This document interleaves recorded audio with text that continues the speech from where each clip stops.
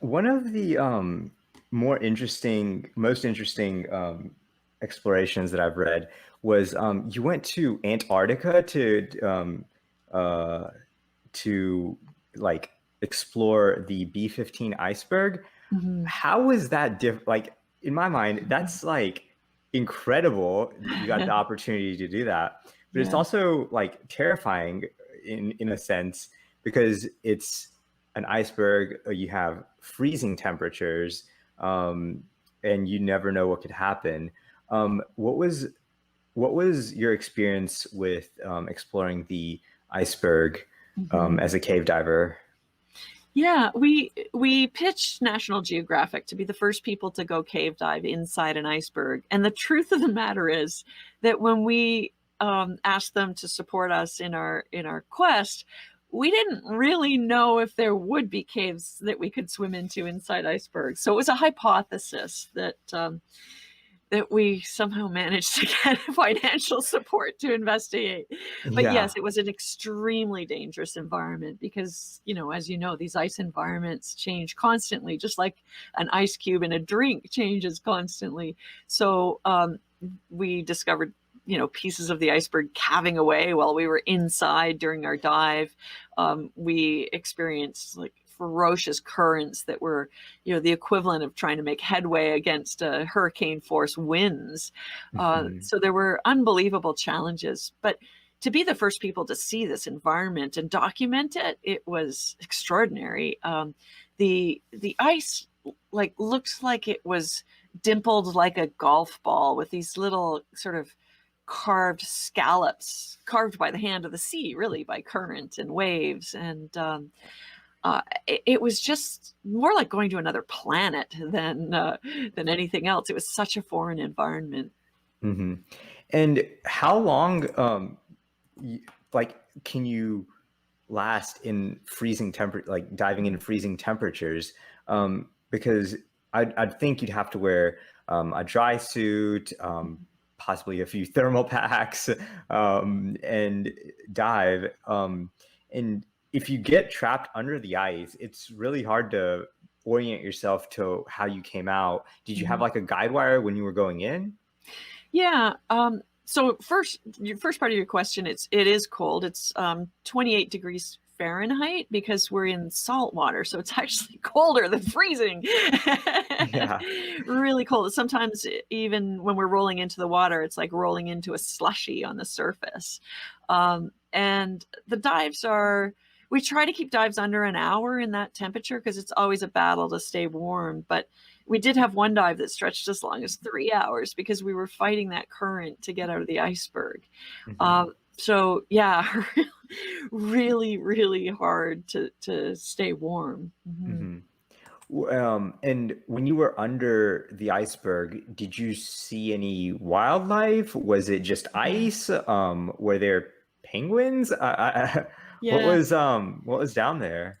Well, that was one of the questions that we wanted to answer because, when a massive piece of ice the size of Jamaica breaks off of Antarctica, um, I mean, it's so big that the animal life on it, like, would they move with it? Yeah. Would the penguins go with it? Would the birds go with it? Would the fish, the krill, and everything else move with the iceberg? And so we were kind of curious as to whether this was sort of a biologic engine that was sort of pulling the life with it back out into the ocean, and indeed it was. So the ice is, feeding grounds, places to hide for many animals. So, yeah, we saw, marine mammals, we saw leopard seals, we all kinds of like penguins, yeah, around the ice. And then at one point, we dove underneath the iceberg where it got stuck on the seafloor. And the entire seafloor was covered with filter feeding organisms that sort of burrow into the substrate like little miniature palm trees, and the palm hmm fronds like collect food brought to them by the current. But we also saw like these amphipods that were like they were like looked like spiders with a harder carapace on them that were about the size of my hand, and we saw thousands of mating pairs like in the tunnels, and they were raining down on us from cracks inside the ice. It was hmm creepy but cool at the same time. Yeah. Um, And it's also kind of terrifying to see that these icebergs are breaking due to climate change and just uh, just the progression of climate change. Mhm. Um, have there been more icebergs that have broken off, or once they break off, did they kind of melt away and increase the Mhm. water levels? Yeah, so when ice breaks off of an ice shelf, whether that's in Antarctica or Greenland, that's basically ice that began on land that was from a millennia of snowfall packing over time. Like, I mean, there's 2 miles of ice on top of Antarctica, and it's slowly moving downhill towards the ocean. And as it moves towards the ocean, basically you get this sort of tongue that hangs over the ocean. And if things start to warm up, eventually cracks develop and these pieces break away. So when that kind of ice breaks away into the ocean, it does raise sea levels because that's land ice that's being transferred to the ocean and melting away. Now, it took almost 20 years for all of B-15, that iceberg the size of Jamaica, to melt into the ocean, but it just finally, finished disappearing last year, the last pieces of it. But as I travel to the north, to the Arctic, I see just dramatic changes in the sea ice every year. It's kind of setting up later in the wintertime and thawing earlier in the springtime. Hmm. And we're probably going to be living in an ice-free Arctic, at least sea ice-free Arctic, in my lifetime, and that's pretty scary. um, the world is going through some massive transformations, and we're going to have to figure out how to do some creative carbon capture technology to kind of slow this warming that's changing our planet. Hmm. Yeah, and have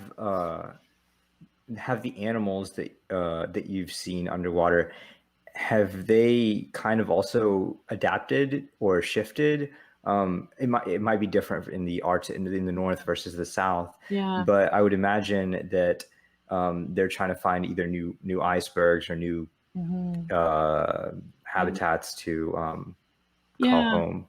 Well, I mean, in the north, the sea ice is important habitat for polar bears and seals that use it for calving their babies and for hunting. Hmm. And so when the sea ice season is shorter, then all of a sudden everybody's in the open water and more vulnerable. And for instance, it's much harder for a polar bear to hunt in the water than on the sea ice. It's much more difficult for seals to hide.